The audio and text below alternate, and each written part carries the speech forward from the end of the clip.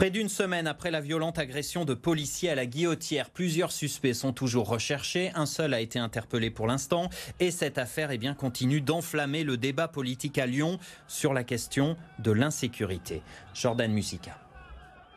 Le premier à dégainer, c'est l'ancien maire de Lyon pour qui l'insécurité explose. Si on regarde ce qui s'est passé dans les 2 mois qui viennent de s'écouler, on a vu la Duchère, on voit maintenant, comme c'était le cas il y a 2-3 mois, la Guillotière, plus largement la place Mazagran qui se trouve derrière la Guillotière, et puis beaucoup d'autres quartiers qui se trouvent confrontés à des problèmes de violence. Gérard Collomb appelle à durcir la politique d'immigration, d'autant que la grande majorité des délinquants étrangers qui devraient être expulsés ne le sont pas. On a un grand problème et ça fait des années que ça dure, c'est pas juste ces derniers mois ou même lors du précédent mandat.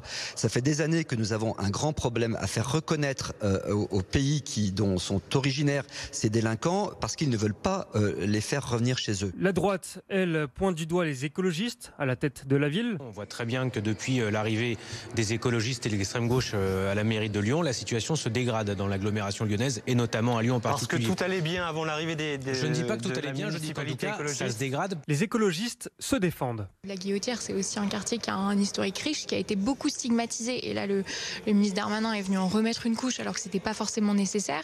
Mais c'est un quartier d'échange, de culture, de liens, de solidarité. Et qu'on construit une politique de la tranquillité qui s'appuie bien et sur la prévention et sur la répression. La mairie de Lyon rappelle que 50 policiers municipaux ont été recrutés depuis 2020 en complément des 300 policiers nationaux annoncés en renfort et des nombreuses caméras de vidéosurveillance.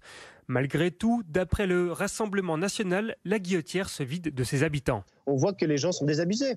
Ils sont obligés de quitter le quartier. Ils sont expulsés eux-mêmes de leur propre quartier, de leurs propres habitations, de leur propre lieu de vie. Une brigade spécialisée de 31 policiers dédiés à la Guillotière est également en place depuis cet hiver.